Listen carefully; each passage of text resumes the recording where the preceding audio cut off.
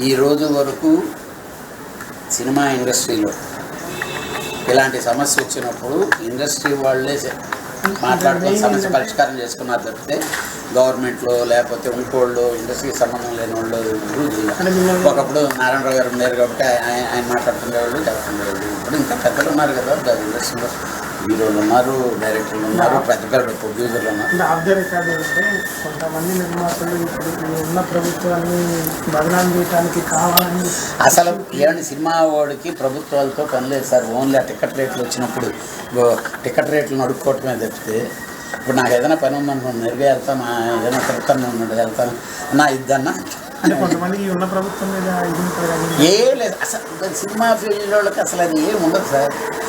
నీట్గా గెలుస్తున్నాడు ఆ విధంగా కాదు, ఊరికనే కాదు. దీన్ని అపార్థం చేయొద్దు. అసలు అలాంటిది ఏమీ లేదు. మాకు గవర్నమెంట్ మాకేంటంటే గవర్నమెంట్ దగ్గర పని ఉంటే మేము వెళ్తాం చేసుకుంటాం. ఏమో ఆశాభావంతో నువ్వు సక్సెస్ఫుల్గా కానీ మాకు చేసి పెడితే వీ ఫీల్ వెరీ కమిషనర్ దగ్గర వెళ్ళారు, ప్రొడ్యూసర్లు వెళ్ళారంట. 3 yearsకి 30% అంటున్నారు సార్. ఇదో నాది వాళ్ళు అడుగుతున్నారు, మేము అడుగుతున్నాం. అంటే నేను కూడా వర్కర్నే. 3 yearsకి కలిపి 30% ఇస్తామని.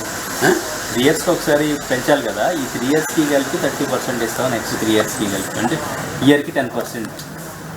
ఎవరు చెప్పారు అంటే అది నిన్న కమిషనర్ గారు మాట్లాడారు.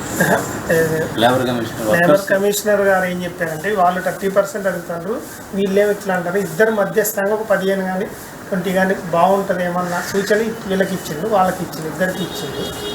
కాకపోతే అది ఏందనేది తెలియదు క్లారిటీ. మరి కొంతమంది నిర్మాతలు మేము 30% ఇస్తాము, షూటింగ్ కూడా జరుగుతుంది. ఏం జరగట్లేదు. ఈరోజు ఏం జరగదు. అంటే నిన్న తెలియక కొందరు అటు ఇటు అంటే పెద్ద నిర్మాతలే ఇవ్వలేకపోతారు, చిన్న నిర్మాతలు కొంత సుముఖంగానే ఉన్నారు తెలిసి. రేపు చిన్న నిర్మాతలు మీటింగ్ పెట్టారు.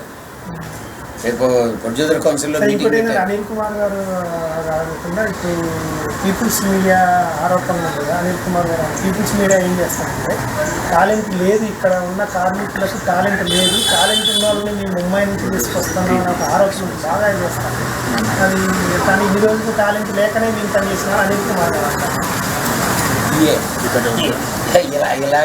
ఇలాంటివే ఉంటుంటాయి. ఏం లేదు కానీ ఈ షార్ట్ అవుట్ అంటే ఇప్పుడు మన పీపుల్స్ అలా మాట్లాడుతుంటాం. అంటే టాలెంట్ లేదంటే టాలెంట్ ఉన్న తీసుకొచ్చుకొని ఎవడైనా పని చేయించుకునే రైట్ ఉంటుంది. ఉన్నది లేకని ఇన్ని రోజులు టాలెంట్ లేకనే మన సినీ ఇండస్ట్రీ నేషనల్ స్థాయికి వెళ్ళిందా అంటే ఆయన వేరే విధంగానే ఉంటాడు, మీరు వేరే విధంగా దాన్ని మార్చేసి ఉంటారు. మేము మీతో పనే